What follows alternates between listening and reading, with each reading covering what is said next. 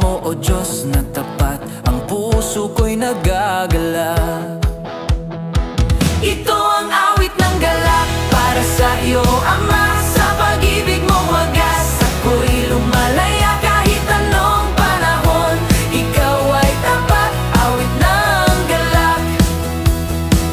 Sa pagsubok man o tagumpay, ngiti pa rin ang hatid mo, Jesus. Pag-asa mo'y di na